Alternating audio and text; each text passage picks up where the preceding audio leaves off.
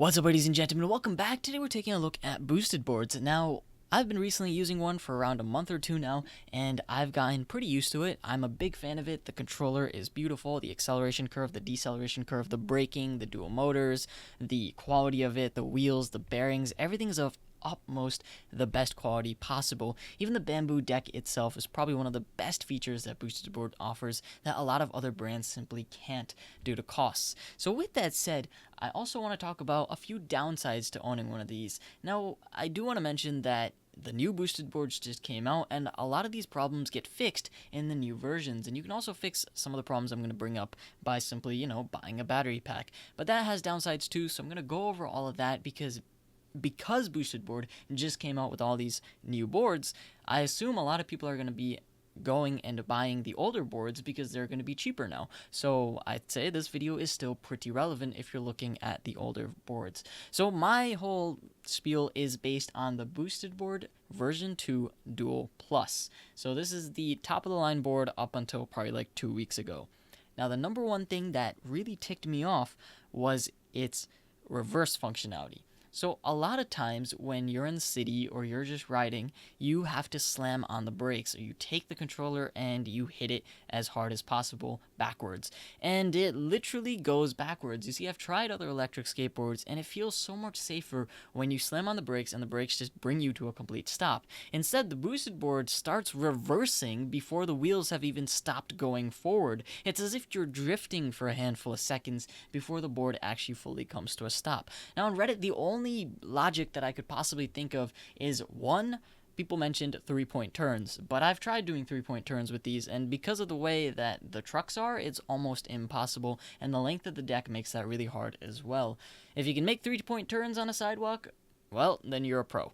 Now, with that said, the second reason is that Boosted did this so when you're in the city and you come to a hard break and you step off the board, they don't want the board going and flying into the intersection and you staying, wherever you are at that moment, maybe on the ground. And that way, if it has reverse and you slam on the brakes, the board will, come back to you. I kind of understand the logic, but then why not just put a function in there that lets you turn off reverse? My friend actually fell simply because he slammed on the brakes and forgot that it will reverse, and the board reversed and he was still on it and he went flying forward. It's kind of embarrassing and it isn't the best function if you ask me, but a lot of people seem to like it. But at the same time, a lot of the other boards, everything from Evolve to the one I built, most people don't keep reverse on. They simply keep a button on the remote that actually lets you turn it off. Okay, so that's number one. Number two is something that's very obvious, and this once again is branched out from all the other boards out there. I'm seeing boards that can go 30-40 miles, and this thing can barely go 3 or 4, maybe 5 miles with the normal standard battery. I've been seeing people literally carrying 2 boosted boards, one on their back and one that they actually ride so they can get themselves more range. After a while, they got themselves multiple standard batteries, but the batteries are super heavy and the 6 screws may seem pretty easy to unplug, but I'd say it takes a little bit of time. And the other option is, of course, just to wait somewhere, go to a Starbucks and wait for it to charge, and that wastes a half hour. Why not just extend the bamboo deck a little bit, or not extend it literally, but extend the battery that's attached to the bamboo deck and make a bigger battery, which is what they did. And so they came out with the extended battery, but they took 2 years to ship those, and they're pretty pricey, and they add a significant amount of weight to the board. So I've tried a bunch of other boards out there, and they somehow go a lot further, but they seem to have way less weight, and that was kind of weird to me, which is my number 3 pet peeve. But before that, I want to give boosted board some credit. Why do their batteries weigh more but go less far? The reason is they use something called LiPo batteries, and LiPo batteries are renowned for basically lasting a long time. You can charge them to the max, and you can drain them to 0, and you can keep charging them and draining them to 0 over and over and over and over again. And you can actually charge a boosted board's battery I think it's like 1,000 times before the LiPo batteries will actually give out. Now, the other boards actually use something called lithium ion batteries, which is what you find inside of your phone.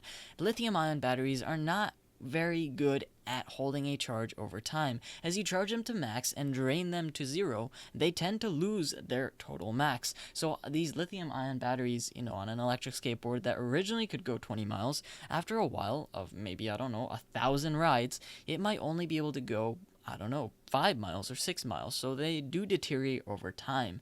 So I guess I can see the logic behind Boosted Board. They didn't want to produce more batteries, and I can kind of understand it. And the second thing I'll mention is that airports. Boost understood that a lot of people, like Casey Neistat, really travel a lot, and they want to use their board to get around places when they travel to these locations. But if Boosted Board makes their batteries over 100 watts, then they unfortunately cannot bring these boards on airplanes. You can't actually bring the extended battery on an airplane. So, with that said, I can kind of understand why they did that as well. But let's be real, was it really worth the less range? I'd rather have convenience on a daily basis and to deal with the problem of my battery slowly draining years from now than to deal with it on a daily basis. That's my logic there. And last but not least, the overall weight.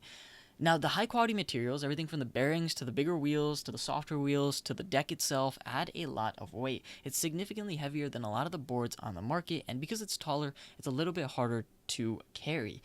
So Boosted, why don't you just do what a lot of the other board companies do and add a little handle area that's built into the deck? If I could just reach down and grab it and pick it up, that would make carrying it so much easier. Now, of course, there are many ways that you can carry this. There's the old-fashioned luggage style. You can carry it over your shoulder. But after a while, lugging around 15 pounds, and now that I added the extended battery, lugging around maybe like 16 pounds, well, it's a lot of work. So with that said, I'd say if Boosted could just improve their battery life and somehow decrease weight without losing quality, and of course, last but not least, maybe change up the type of batteries they use, Boosted boards would be all set to go. So those are my pet peeves. Aside from that, just like I mentioned in the beginning, yes, they probably improved a lot of these things. I have not tried out any of their newer boards yet, so I cannot judge any of those. And with that said, I also know that Boosted is all about quality, and I highly doubt they'll be using lesser quality materials just for more range or just for lighter weight. All in all, guys, hopefully you enjoyed this video. If so, leave a like, and don't forget to subscribe. Thank you guys for watching. This is going to be me logging off.